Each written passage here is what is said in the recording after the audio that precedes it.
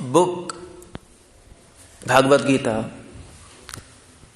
it's not a mythological book. It's not mythology. Because people think it's a Hindu scripture. It's famous among people. But it's not a Hindu scripture. It is not superstition. It is not mythology. Why? Because many great philosophers, scientists, activists, maybe freedom fighters, they praised this book. They read this book daily. They sought their inspiration from this book. For example, behind this book, Henry David Thoreau, he's quoted. And he said that in the morning I bathe my intellect with the knowledge of Bhagavad Gita. Mahatma Gandhi, everybody knows Mahatma Gandhi. He used to read Bhagavad Gita daily. He said, whenever I am in disappointment, sad, and I don't find a ray of hope in my life, I read this book. Hermann Hesse, Swiss, he was a medical practitioner. He said Bhagavad Gita is philosophy blossoming into religion. Religion in the sense, religion not in the bad sense, but in the sense of dharma.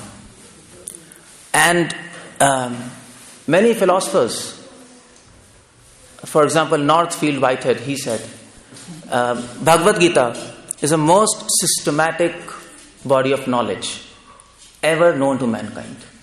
Now, so many people, these are not Indian people, that they're biased to this book. These are many Western intellectual people who read this book and who didn't find anything sectarian in this book.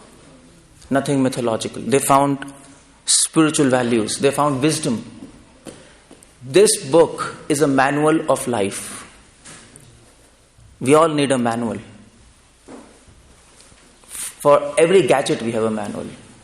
What about our life? There's no university, Prabhupada used to say, there's no university giving you instructions how to lead your life. For example, Bhagavad Gita teaches us how to talk, how to walk.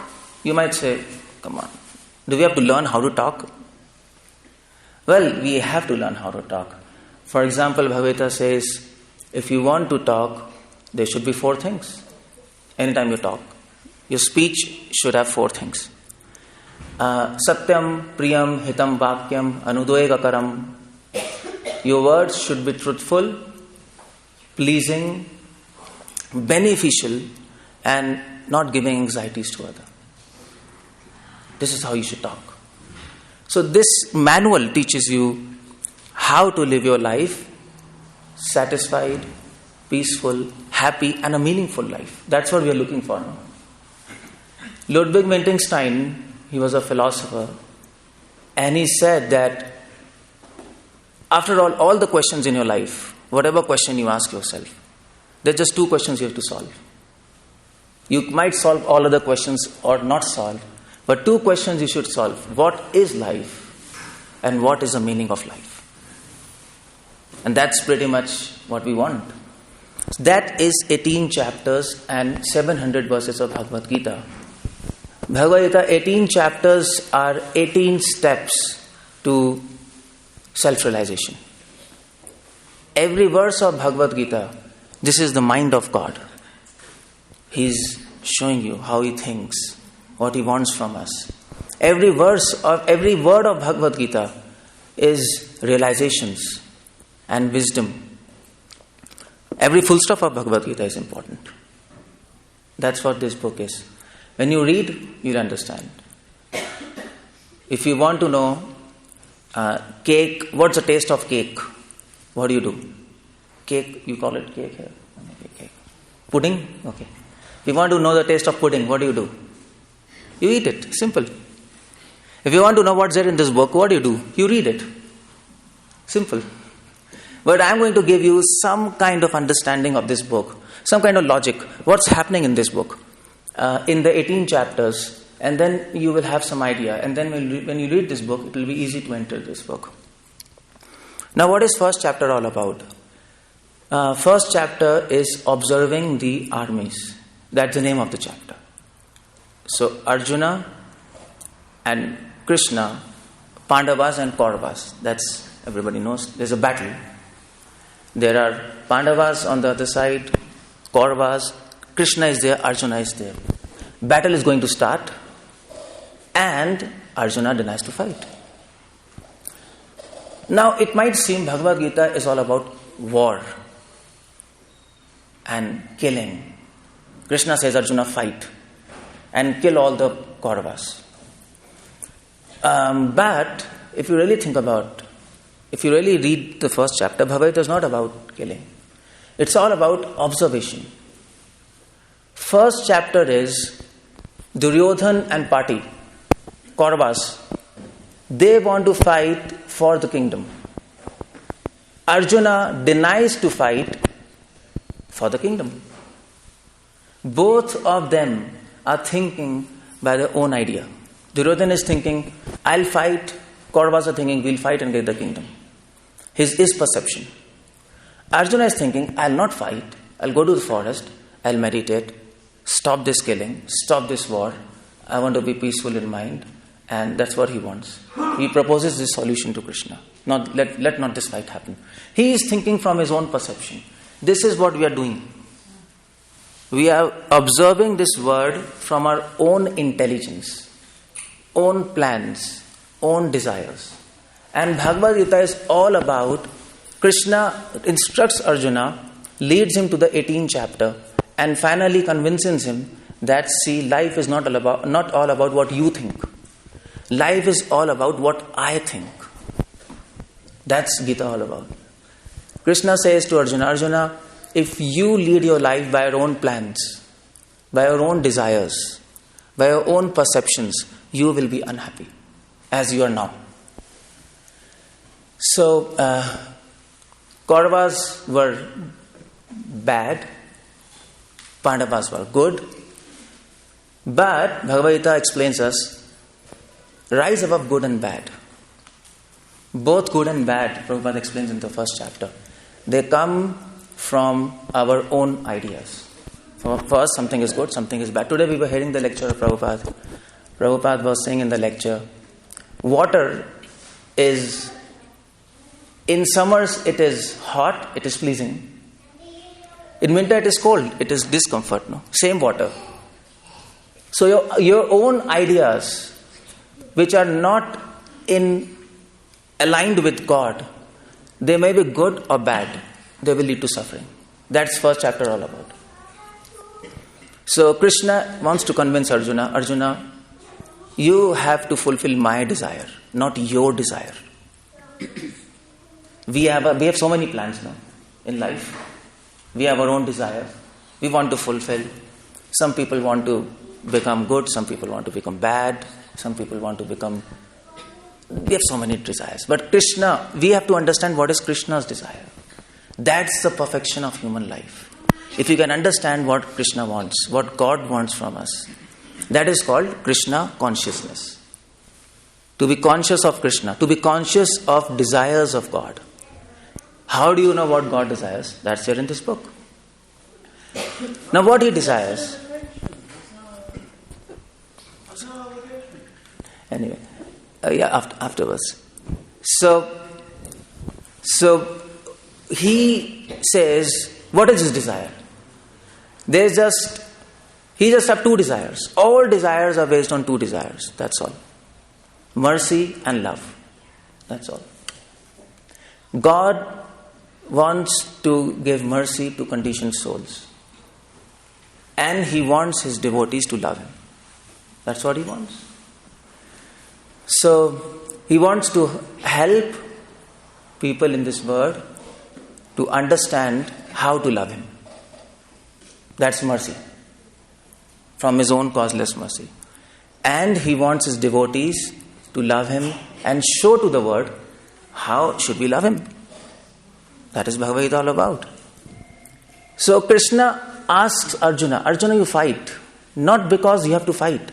Because you have to show this word that what is the meaning of love.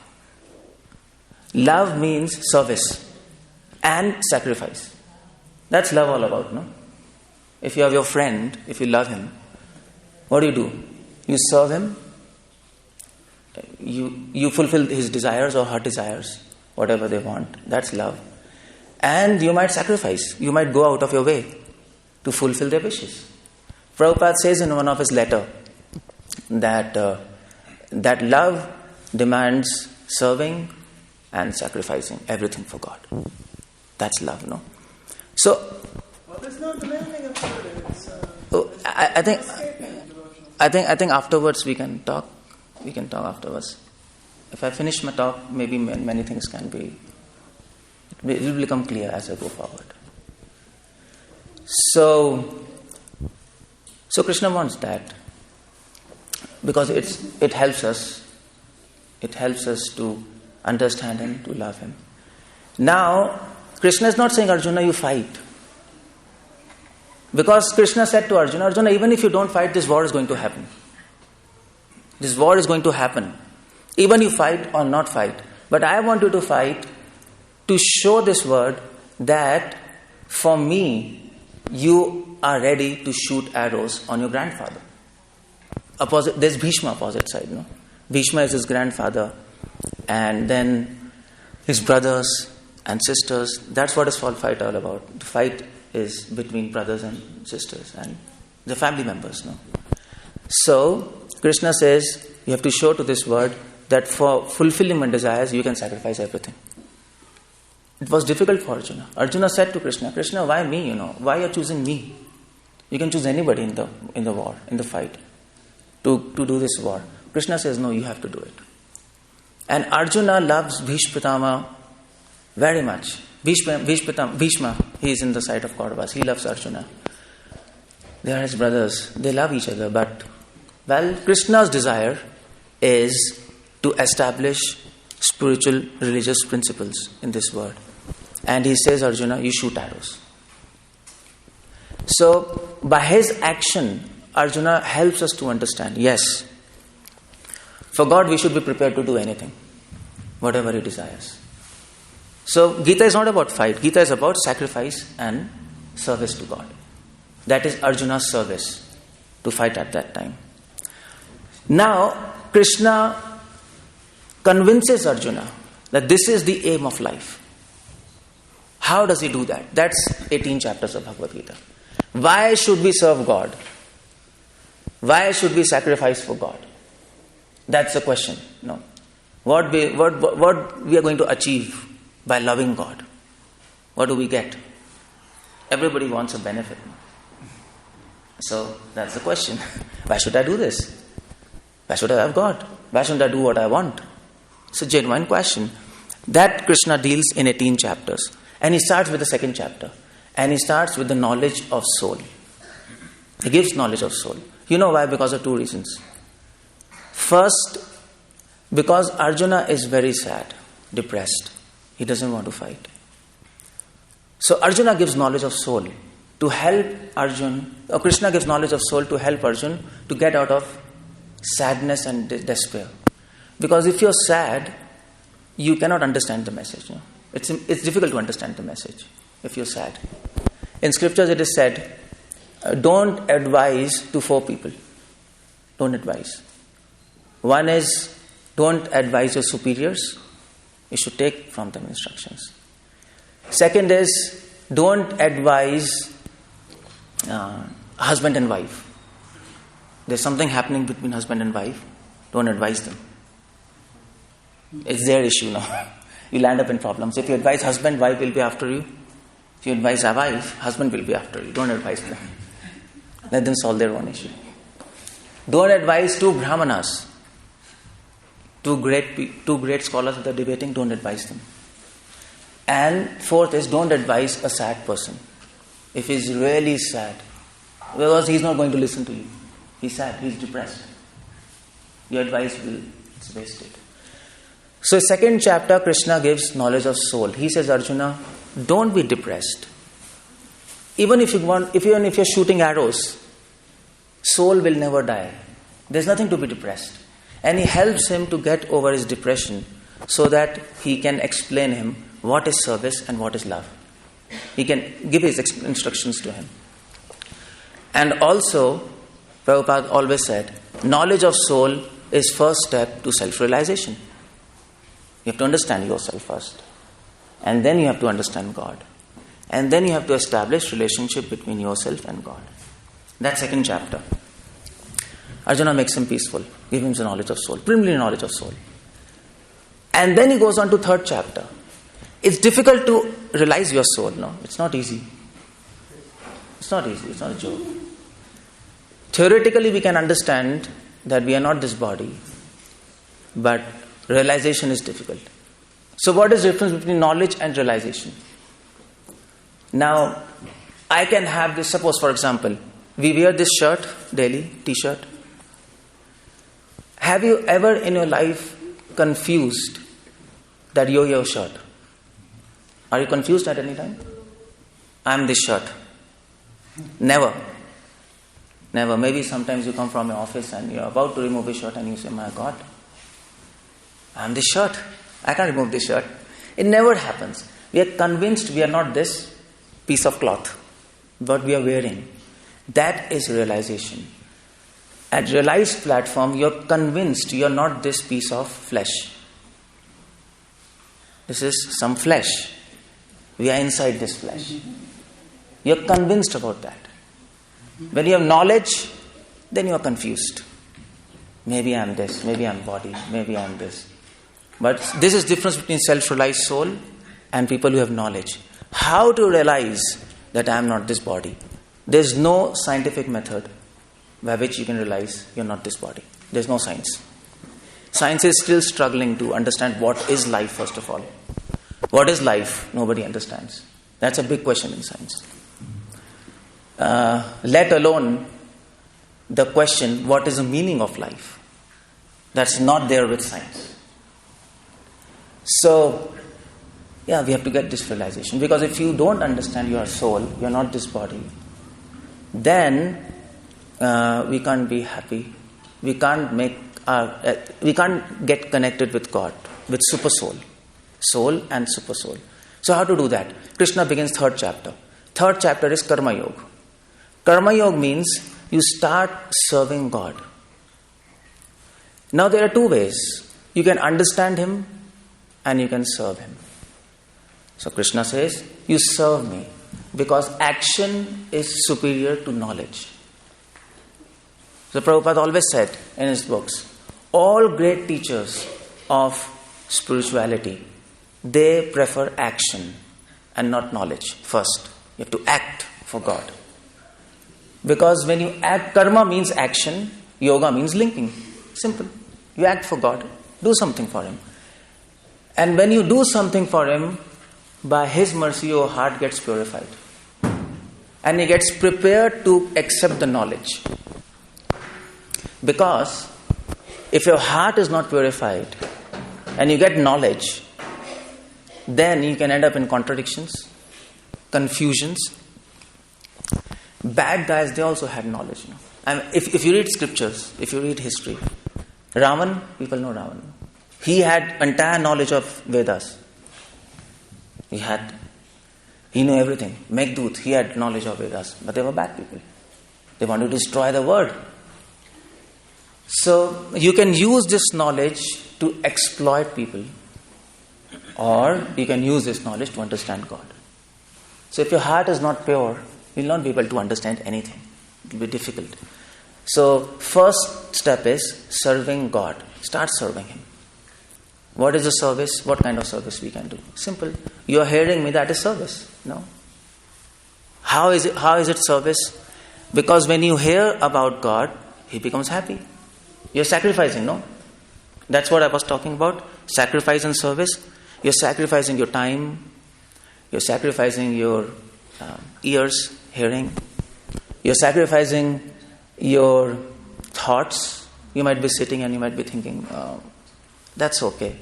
But anyway, you have to hear for some time. Your mind goes here and there.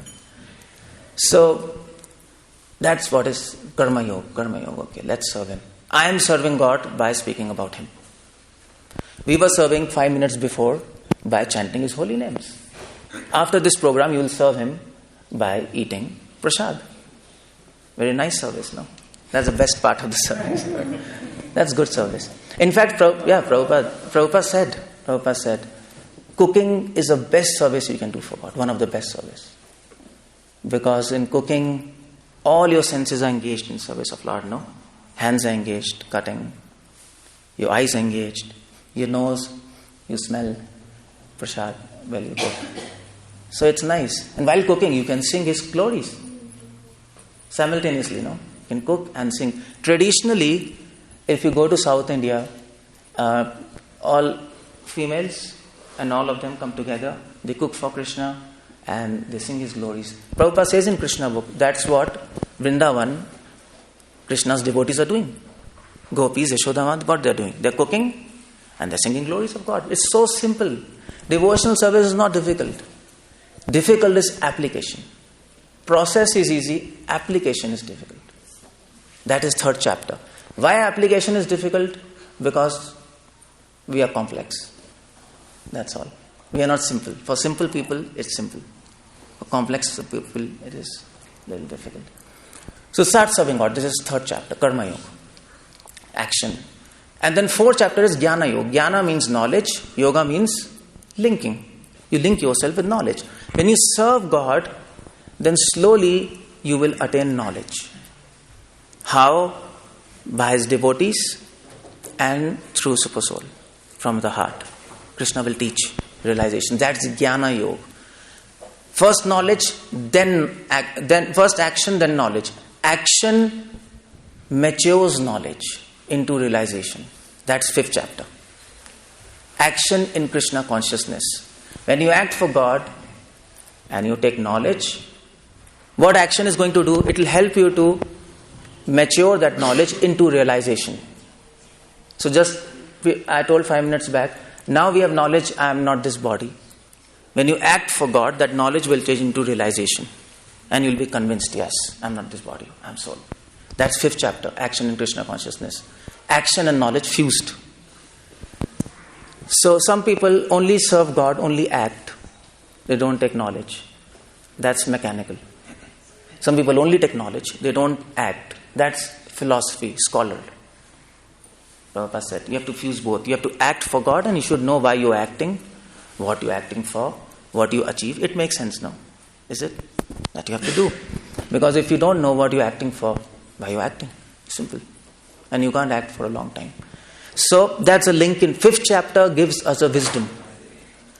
Action matures knowledge into realization, and knowledge inspires action. The more you learn about God, the more you want to serve Him. The more you serve Him, the more you will get realizations. So you have to balance both. Fifth chapter asks us to balance. You serve Him and you also try to understand Him. That's what we are doing, no? That's a class. We are getting knowledge. At the same time, we are doing service. So don't be in one camp. Don't just serve God without knowledge. Serve and take knowledge. And don't just take knowledge. That's also not going to help you. That's fifth chapter. And the sixth chapter is Dhyana Yoga. Dhyana means attention. Yoga means linking. You link your attention to God. Now this is very important. Because when you serve God, then what happens is it's difficult. Mind is difficult to control. So you have to be attentive. Dhyana means attentive. Attentive in serving God. What do you mean by attention? You close your eyes and sit and chant Om? No. Attention means, Prabhupada explains, Prabhupada writes in one of his letter, I think 1972 he writes a letter. And he writes there, attention means attentively following the rules and regulations. Prabhupada says, I wrote here. I'm quoting Prabhupada. Prabhupada is saying, one thing, quotes, you must be attentive that our routine work, like rising early in the morning, chanting, reading books, associating with devotees, We should do it attentively. Attentively means that we have to do it consciously. Krishna consciousness. We have to be conscious. We have to be strict what we are following. Some discipline, no? No pain, no gain without pain. We know that. Some energy you have to put. God will do everything for you. He is ready to help. You have to take one step. He'll take 10 steps. But you can't say, oh Krishna, Arjun could have told Arjuna, Krishna, I'll just relax and you kill everybody. Prabhupada says in first chapter, Arjuna proposed that. Okay, fine. Even if you want to kill everybody, if you want to make this war happen, I'll sit and you make this war happen. No. We have to put efforts. Attentiveness means efforts. Because generally what happens in spirituality, generally after some time we stop putting efforts. It gets a little bit, routine. It gets routine. That should not happen. Prabhupada said, every day we should advance in Krishna consciousness. Every day we should do something more for God. That should be our plan. Every day we should plan how should we fulfill desires of God. So attentiveness means 3 things. Krishna says in 6th chapter, Abhyasana 𝗪𝗂𝗪 vairagena chadushkritam. Abhyas. Abhyas means following rules and regulations. And second thing is vairagya. Vairagya means fixing your mind on the goal. Goal is to serve God. That's detachment. Detachment from the fruits of this material world. Detachment from your plans. Attachment to Krishna's plans. We are attached to our own plans, no? Forget that. Fulfill desires of Krishna. Fulfill desires of God. And all your desires will be fulfilled automatically. That's what is Gita all about. If you fulfill, for example, a child fulfill his desires of his parents. Parents will do everything for him, no? Doesn't need to think about himself. Similarly, Krishna. If you fulfill his desires, he will do everything for you. Yoga-kshema vahamyam, Krishna says. So, attention means 3 things. One is rules, regulations. Second is vairagya, means fixing your mind on the plans, on the desires of God and planning for that, how to fulfill these desires. Prabhupada says in Nectar of Devotion, the service is all about planning. Just like businessman. You know businessman? What businessman does? His goal is to earn money and he plans. So our goal is to serve God and we plan our life to serve Him more. We need to plan. We can't just sit. There are 3 kinds of servants. It is said in scriptures. The 3rd class servant is, if you tell something to him, he will do, but with force. That's 3rd class servant. So something is said, and we have to do. Oh, yeah, somebody told me to wash dishes. Okay, I'll do it. No problem. But the idea is he's not doing by his own will. That's 3rd class service. And 2nd class servant is, if you tell somebody to do service, he'll do service, but after service is finished, he'll just sit. Okay, I had to do service, I finished service, and now I'll relax. That's 2nd class servant. 1st class servant is Ramayana, Hanuman.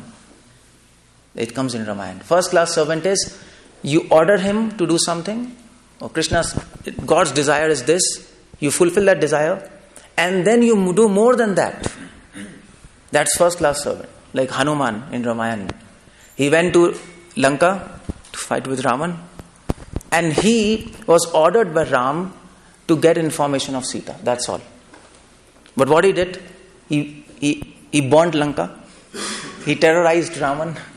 He got all information of Lanka. He did so many things. And also, he came back to Ram, and then he measured all the strength of the Ravan. That's 1st class servant. That is dhyana yoga. Dhyan. You have to be attentive to what he wants and do that. Do more than that. So that's 6th chapter, Dhyana Yoga, okay. Now what's 7th chapter all about? 7th chapter name is Knowledge of Absolute Truth. So when you serve God, when you serve Krishna, and when you sacrifice your time for Him, just like you're all doing now, then you develop a desire to hear about Him. No?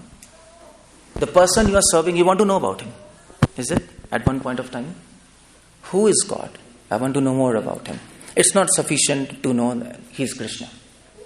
How He talks, He's a person. He's a special person. How He talks, how He walks, what are His qualities, how handsome He is, for example. He's beautiful, no?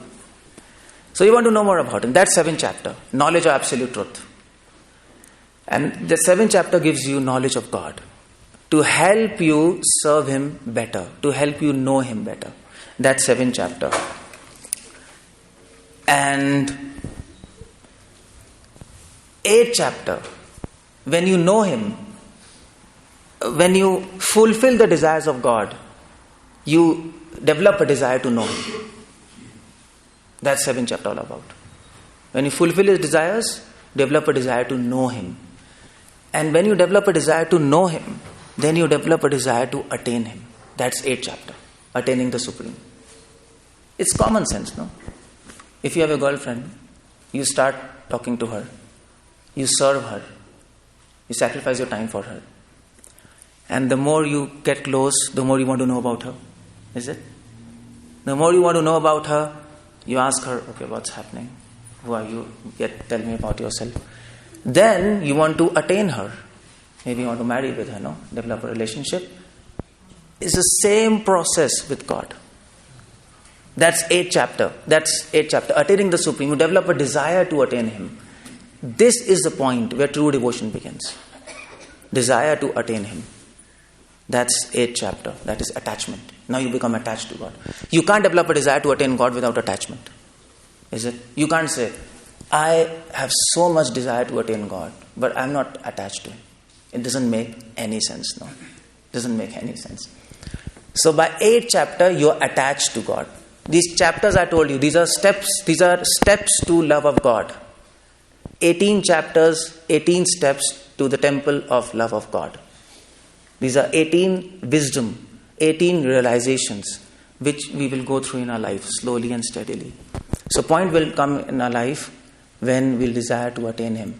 That's 8th chapter. And then 9th chapter is most confidential knowledge. When you develop a desire to attain Him, God develops a desire to attain you. Love is both ways, no? It's not just one way. If you want to meet somebody, He wants to meet you. If you don't want to meet somebody, He doesn't want to meet you. It's simple. Simple as that. So when you develop a desire to attain God, God wants to attain you. He wants to meet you. That is Krishna Consciousness. Prabhupada says in one of his I think his room conversations or his book, I forgot. Prabhupada said Krishna Conscious means to be conscious of Krishna. One meaning. When you're conscious of Krishna, one day will come when Krishna will be conscious about you. It's both ways. Krishna Consciousness. We are conscious of Krishna and Krishna is conscious about us. So when you want to meet Him, then okay, He wants to meet you. That's love. So that's 9th chapter is most confidential knowledge. Most confidential knowledge is that now God wants to meet you. That is love. 9th chapter is love. You attain platform of love. You see, the chapter's name is most confidential knowledge. You understand what's the meaning of confidential? Everybody knows. Secret. Most confidential means most secret. But yet, it is available to everybody. That's a dichotomy now. If it is most confidential, why everybody can read it? It should be hidden, no? But it's right there in front of us. 9th chapter, most confidential knowledge revealed to everybody.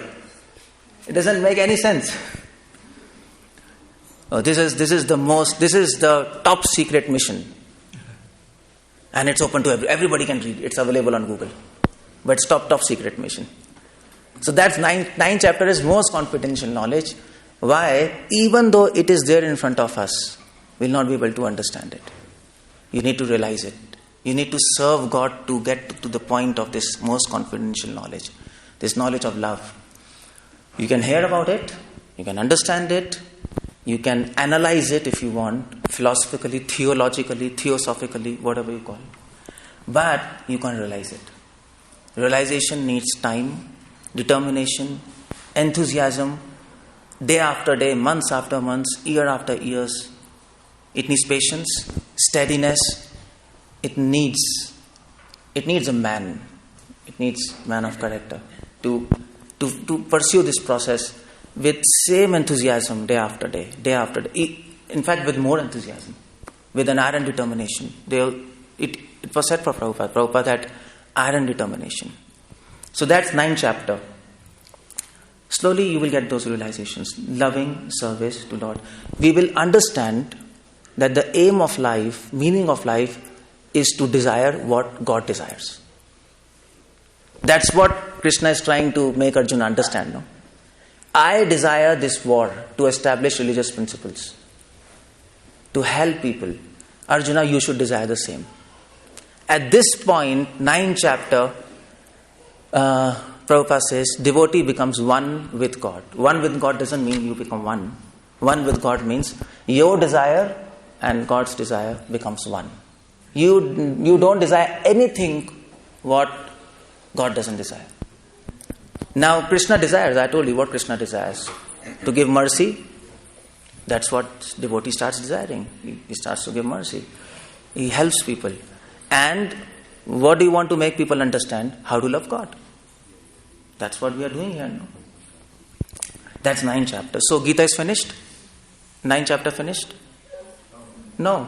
There are more chapters. But actually 9th chapter Gita is finished. Prabhupada says it's over.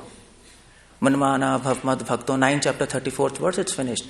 But then 10th chapter Krishna begins from his own side. And he says, Arjun, because now Krishna loves, God loves his devotees. No? In love, what happens? You want to give more than what the person wants. No? That's love, no? So Krishna says in 10th chapter, now I am telling you from my own side. Arjuna never asks question after that. After 9th chapter. Before that he's asking questions, interrogation. Discussions are going on, not interrogation, discussions. 10th chapter Krishna says, Bhuya eva mahabaho. Arjun, I am now telling you from my own causeless mercy about myself. Krishna wants to tell about himself to his devotees. He wants to reveal all his secrets, all his wisdom, all about him to his devotees. And he begins 10th chapter. The name of 10th chapter is, what's that? What's the name of the 10th chapter? Yeah, Opulence of the Absolute. He explains its power. I am powerful, Arjun. I am omnipotent, omniscient, omnipresent. I can do impossible possible and possible impossible. That's the power of God. Ghatan aghatan patyasi. That's what is God. He can make impossible possible. It is impossible to understand your soul. You are not this body. Okay, fine. Let me ask you. Can you forget yourself? Can anybody forget himself? Is it possible?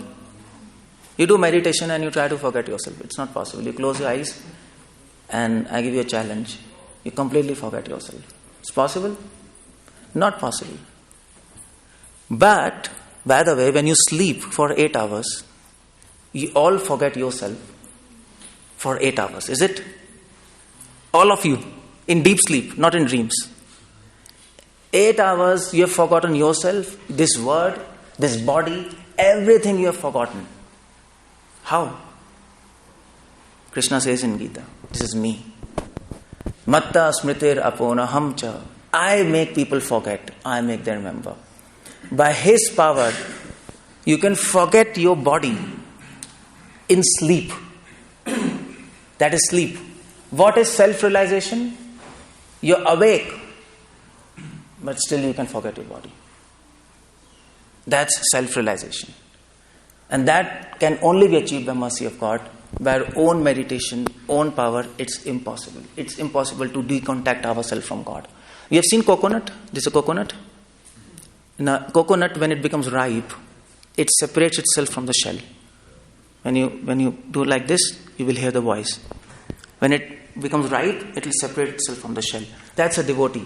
When you get realization of soul, you will separate yourself from the body inside.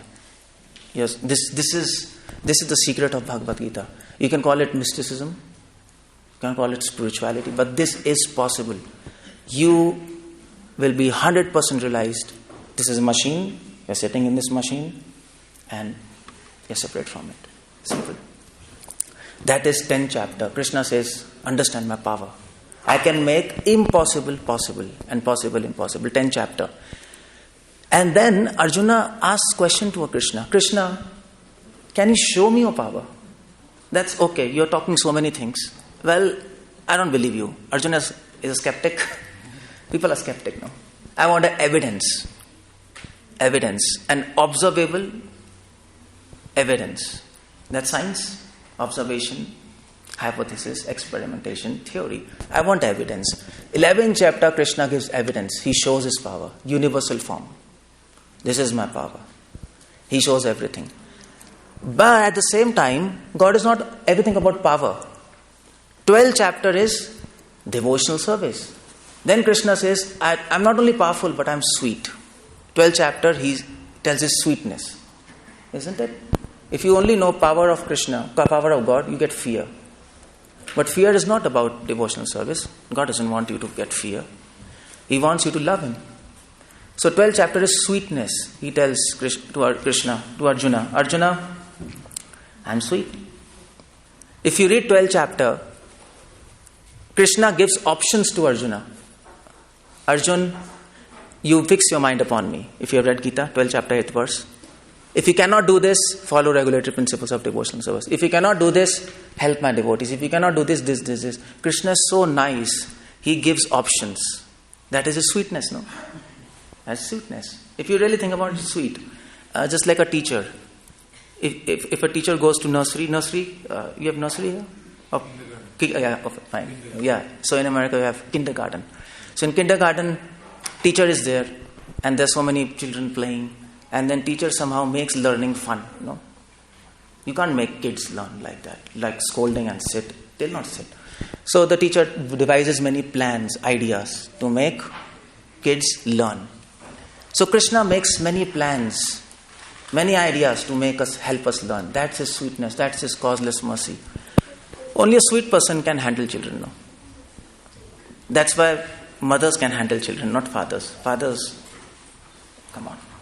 Go away. I'm disturbed, Mothers, they are more emotional, more maybe sweet for the child. So Krishna is like that. Krishna is a father, he is a mother. He is sweet. He plans how should we understand, how should we follow. 12th chapter is talking about his qualities, his form. He is a person. He's a person. That's 12th chapter. That 12th chapter begins like that. He's a person. He's beautiful. He's not only powerful.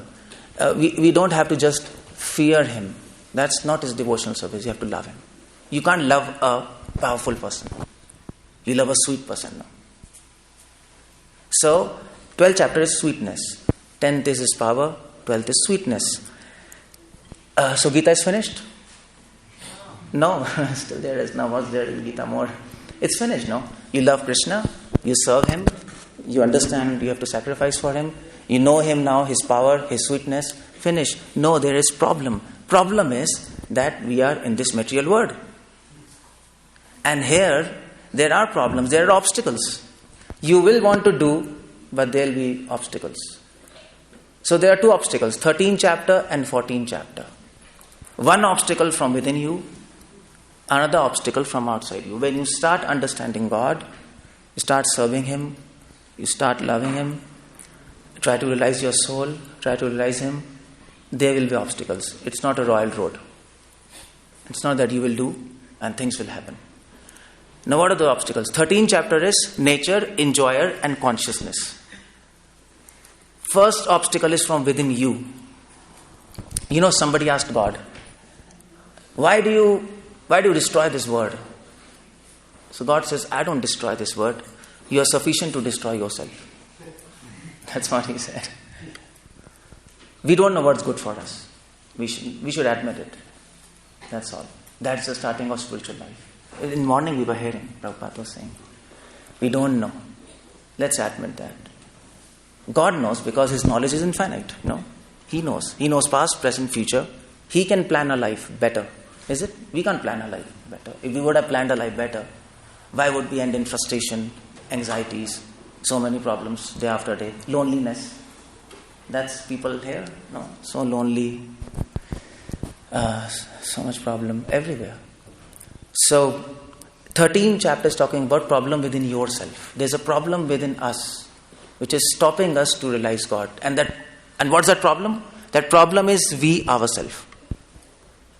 We are the biggest problem to understand God. Between us and God, there's a wall, and that is us. That's all. And the sooner we realize it, the better it is. The better it is. But that needs wisdom. That needs insight. That needs service. That needs meditation. That needs introspection. That needs knowledge. That needs effort. That needs determination. You need association of devotees to continue. You need sincerity. You need purity to attain that, to understand. It is me between me and God. And that's called illusion. It's not easy to understand. Entire life we will be thinking, this is the problem, this is a problem, this is a problem, this is a problem. At the end you'll come to know, I am the problem. I was the problem. So just like you see a reflection in the mirror, we see our reflection in the mirror. So it is us there. Similarly, between us and God, it is we. Our own stupidity, our own ideas, our own desires, our desire to enjoy without Him. That is nature, enjoyer and consciousness. Problem within us is we want to enjoy without Him. Krishna doesn't say don't enjoy. Enjoy as much as you can. No, we were having music, it was enjoyable. No. Now we have feast, it's enjoyable. You are hearing lecture, is it enjoyable or not? Yes or not? It's enjoyable, no. But you are enjoying with God. He is inviting you. You come and enjoy with me. Why do you want to enjoy without me? That is the problem. We want to enjoy without Him. If you understand this secret, you understand everything. If you have to find happiness in the happiness of God, that's the secret of Gita. Find happiness in His happiness. Because His happiness is unlimited. When you share His happiness, your happiness also becomes unlimited. Isn't it? But if you want to enjoy without Him, you get a limited happiness. And that too temporary. Which will get destroyed after some time. And then you get bored of. That 13th chapter. Leave your enjoying spirit, enjoying without God. You come to Krishna, enjoy with Him. That 13th chapter. One obstacle. Second obstacle is obstacle outside. There are many obstacles outside, no? Your friends will say, come on, why do you go to Hare Krishna? Forget it. It's not the time, you're young. Let's go to, I don't know, where should you go? In America, what's the most fun? Bar? Okay, fine. Okay, fine. Let's go to bar.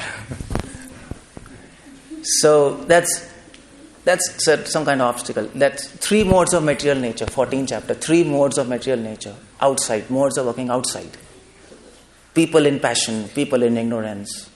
Situations in passion, situation in ignorance. There are so many problems in our life which don't allow us to continue devotional service, no?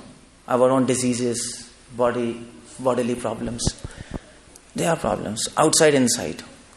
13th chapter, 14th chapter. 2 obstacles, 2 chapters. But how to get rid of these obstacles?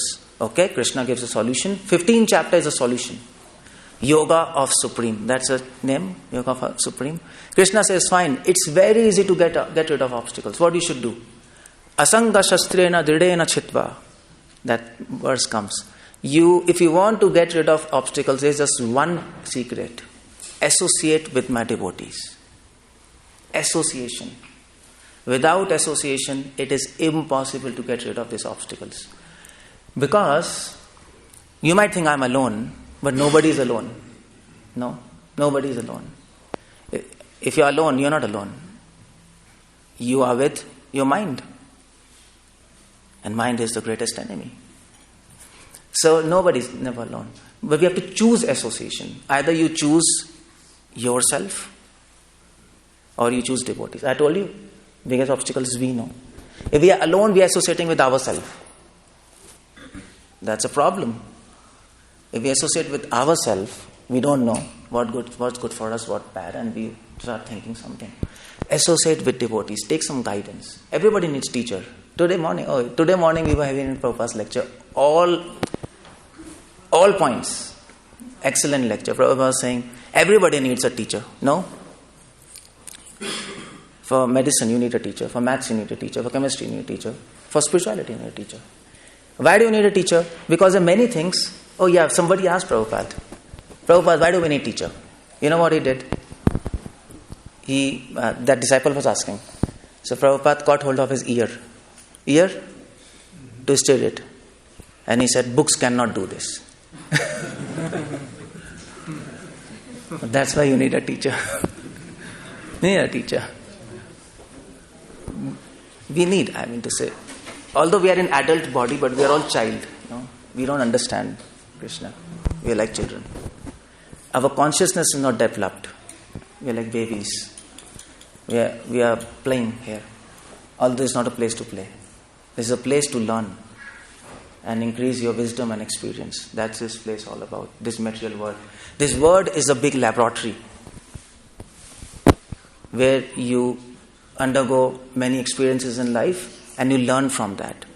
But you will learn if you have wisdom. If you don't have wisdom, then, and if you're in a lab and if you don't know what to do, if you're in a chemistry lab and if you don't know what to do, you will mix some chemicals and it will blast. That happens.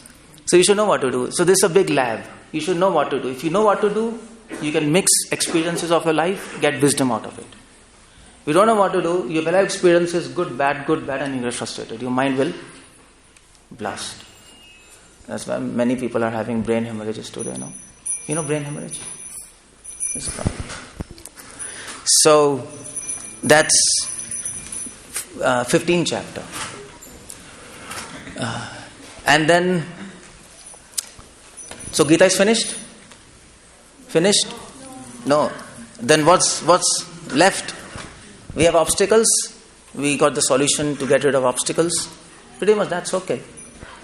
No, there is a problem there. Now there's one problem. And the problem is, we should know whether we are advancing or not advancing. No? We are doing devotion, we are trying to serve Him, but we should know whether we are going ahead or we are going behind. Are we not shooting arrows in darkness? Is it not hallucination? Some scientist will come along, he'll say, come on, it's all hallucination. Is it? You are doing Krishna, you are just imagining something. I don't believe in all these things. So Krishna gives 2 chapters, 16th and 17th chapter. When you are doing devotional service, you get 2 effects. Cause and effect. That's science. You get some effect. What do you get? If you are really advancing towards Krishna, if you are really advancing in self-realization, if you are really advancing and if you are understanding your soul, if you are understanding God, you should have 2 symptoms. 16th chapter is first symptom. Divine and demoniac qualities. You will get all good qualities. There is no hallucination in this world. There is no person who hallucinates and becomes a good person. Is it? You don't develop good qualities by hallucination. No. It doesn't happen like that. People don't dope and become good. No. It doesn't happen like that. Dope, there's hallucination. You get drugs, hallucination. To say, I'm talking this because scientists like to tell this, this is a hallucination. You're imagining. It doesn't happen. You see, what are good qualities? Ahimsa sattvam samshuddhir jnana yoga vyavasthiti. If you follow this process, you get fearlessness. You get mercy. All these good qualities. And modesty, hri, achapalam.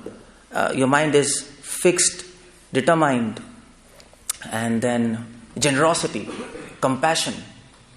So good qualities, no? Desire to understand absolute truth. Which person who hallucinates develop all these qualities? No, you can't do this. Self-control. Self-control. All these good qualities should manifest in you. This is the effect of self-realization. If you are advancing in devotion, these qualities should manifest. And the list is given, 16th chapter, list is given, you check that. It's a beautiful, beautiful qualities you get. You become gentleman. Prabhupada used to say, you become gentleman. You become good. Is it a bad thing to become good? No. Then why can't people just accept this process? Prabhupada is simple logic. Prabhupada used to say, accept this, follow this, and you become good. What's the problem?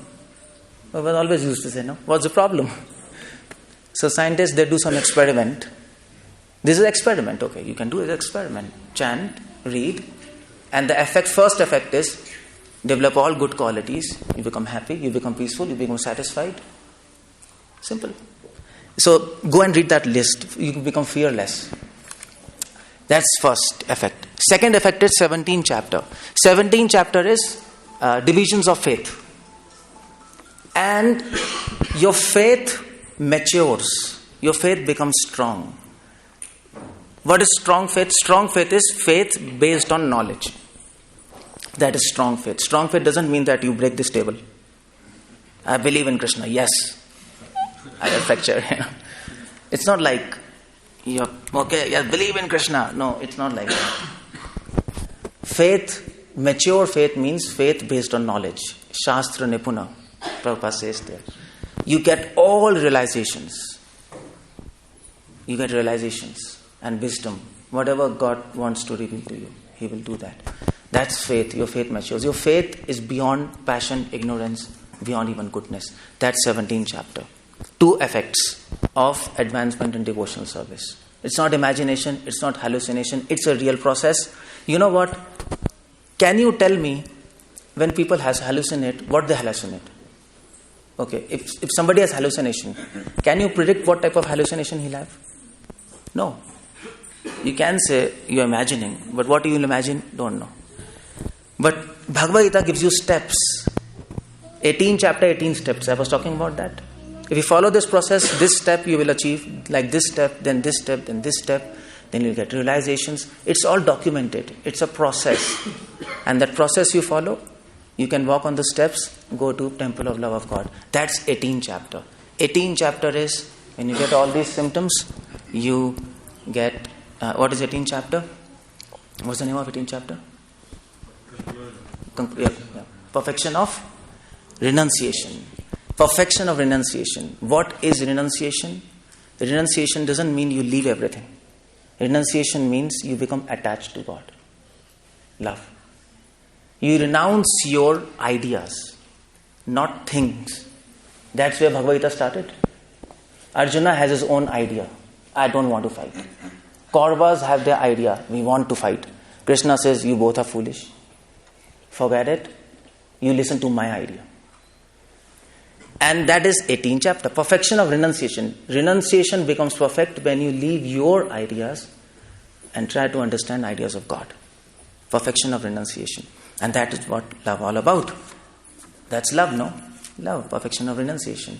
Perfect renunciation is love. That is 18th chapter. And then Krishna concludes that chapter. And Arjuna's desire becomes one with desire of God. Arjuna is successful in his mission, or Krishna is successful in his mission to make Arjuna convinced that please follow my desire. My desire is to show to this world that to love me is the aim and meaning of life. Love means service and sacrifice. And that begins with hearing and chanting. That's what is Gita all about. Hare Krishna. Thank you very much.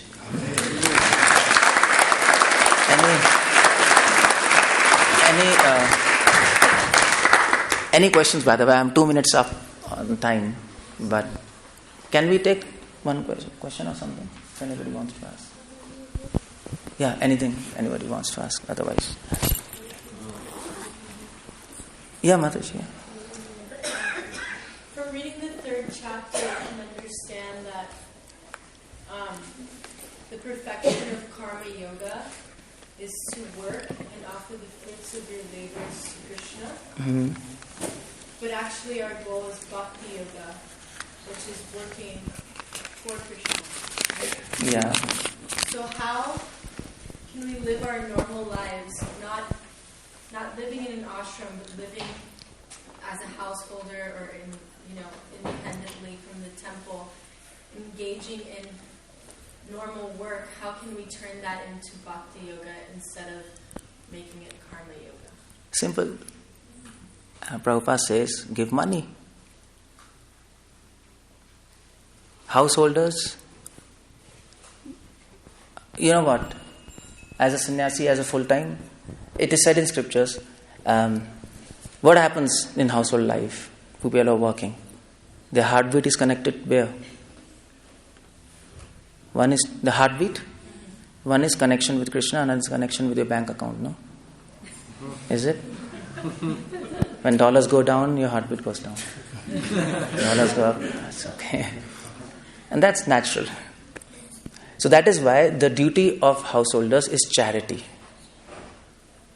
Duties of renunciates is charity. For us, we give knowledge. Householders help preaching mission by their money. Okay. So that's one way to connect. That's what Krishna says. You engage your money in service of God. Some portion. Now, how much that you have to decide, how much you have to do. That's one way. And another way is, for household life, where there is will, there is way. That's all. So we can, Prabhupada says, we have to do minimal in this world, find time to engage ourselves in direct service of God. Just like, for example, I'll give you an example. When we started devotional life, somebody told us to chant Hare Krishna mantra, no? Okay, they told chant 1 round, 2 rounds, is it? We started chanting 1 round, 2 round. And we said, come on, it's difficult, I don't have time. No? 2 rounds difficult. I don't have time, Prabhuji. But then, after 2 months, we are chanting 16 rounds. Same person, same 24 hours, same situation, but we are chanting 16 rounds. So, where there is will, there is way. Krishna will expand time. He can do that, no? So, if we want to serve Krishna, He will give us intelligence to do minimal things in this world. Do minimum, whatever, to sustain yourself. And then devote maximum time for Krishna.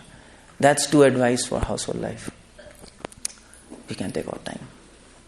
Is this answer your question? I'm just thinking, so is it not possible to, or what is the process to being Krishna conscious throughout the work day?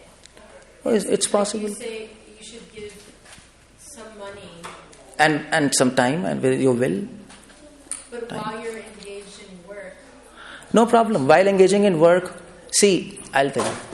For example, India. Okay, fine. In India, we have a cricket match. In America, you have probably baseball match, something baseball. So when there's a match, everybody is just thinking about baseball. No? Even if you go to job, you want to know, what's happening. In India, at least this happens. When you go to job, office, everybody is sitting on the television in the office in the break. Oh, what's the score? And it's in the back of your mind. So when you get trained, when we get service attitude, Krishna will enter your mind. You'll not forget Him. So when you're working, when you're doing your work, every time you will be remembering Krishna. Just like, for example, a mother. When she goes for shopping, what she does? She's always thinking, oh, these clothes are nice for my child, no? Whatever she is seeing, she wants that for child, no? Okay, this food stuff, this is nice for my child. This clothes are nice for my child, let me shop. So that our mind gets trained. Khaite, shuite, tatata, nam loe. Chaitanya Mahaprabhu says, walking, sitting, talking, you'll always, in the back of mind, always Krishna will be there. When you're working, you will desire, oh, when will my work finish? I'll go back home and have darshan of Krishna. So that desire will not allow you to forget God. Get my point? That's the point. Or maybe for America, I can give this example. Girlfriend, boyfriend. I can give that example. So you're working, you're doing, but you want to meet her, no? Okay, I'll quickly do the job and then we'll meet in wherever you want to meet. That desire. So the desire to serve, when it matures, will not allow you to forget him. And you always want to go back again. Go back from there, come back here. So, and that's how we don't forget God. Arjuna, he's fighting, no? He's fighting. Whole day he's fighting. And there was a rule of war that when the war, after sunset, war finishes, no? That's a rule. So when he's fighting, he's shooting arrows. Is he remembering God? When he's shooting arrows, come on. He has to focus on Bhishma Pitama. He's shooting arrows. You know at how much rate? In 1 second, he was shooting thousands of arrows. He has to counteract them, no? He has to be focused. So he's fully involved in war, but he has one desire. That, okay, fine. For whom I am doing? For Krishna. And when this war will finish, so after sunset, we'll be in the camp and we'll have darshan of Krishna. We'll talk, we'll feast with him, and the next day we'll again do war. So that's how the desire to serve will not allow you to forget him. That eagerness. That's all. Okay, bro, yeah. One thing that helped me in this topic, of course, it's very important. Prabhupada says money is the honey, and so it's really hard to depart for them. So it's very important that you take whatever portion, you give 10%, whatever it is, and give it to Krishna. And so that's action. And then the verse in the Bhagavad Gita, chapter 9, I think it is, it says, whatever you do, whatever you eat, whatever you offer, give away, whatever you work, do it as an offering unto me. So when you go to work, you think, Krishna, I have to work, I have to maintain myself, there is some austerity here, I'm doing as an offering unto you. And your whole day, you can meditate on that, and it has helped me a lot, yeah, that's nice. To keep that connection going. Yeah. You know what? One thing. People think that it is easy for us to remember. As a full-time, for householder it's difficult because they're working. For full-time, it's easy. But it's not like that. It's not like that. Even full-time, we are full-time, but full-time engaging mind, it's difficult. Sometimes in household life, it's easy. Because householders, you don't have to wash your clothes, you know. But for us, we have to wash our own clothes. You understand? So the male, okay, fine, he doesn't have to. You don't have to do so many other things. But for us, we have to do everything for ourselves. So it's not easy to remain as a full-time and fix your mind. It's practice. Whether you're there, whether you're here. It's practice. The more you practice, the more you understand, the more you serve. You can be anywhere and remember God. Doesn't matter.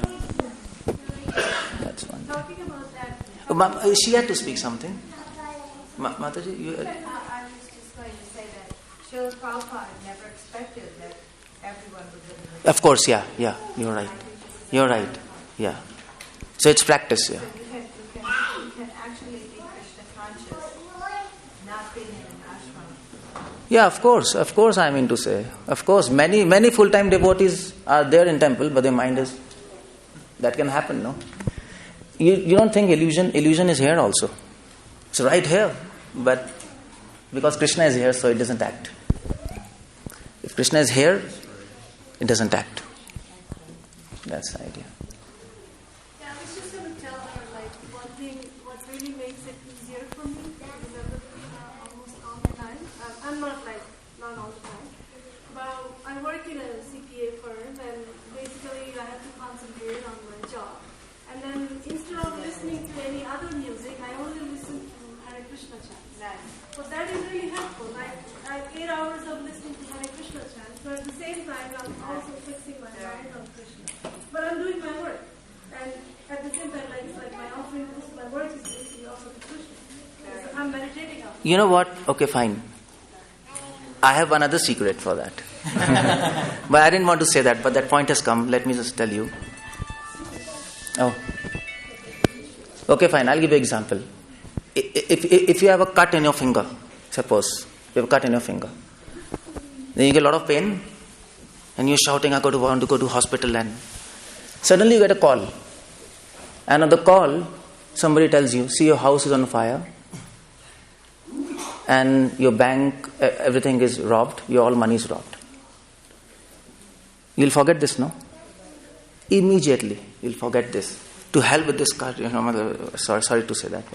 Hare Krishna. But forget this card, and then your mind is fixed on that, no? Similarly, Prabhupada's formula was, you preach. And in preaching, there are so many risks, there's problems. When you preach, your mind is always in preaching. So you are doing your work, but you are remembering about that, because preaching demands risks. Preaching is difficult, no? So your mind is always engaged in that. In the back of your mind, you have that. I have to preach, I have to do this, I have to do that. Plan for Krishna. And then your mind will be engaged in Krishna. That's the secret. That's in full-time life also. If we plan for Krishna, if we make high goals, Prabhupada says, make high goals. Take risks for Krishna. Then you'll be forced to think about Him. You will have tension, no?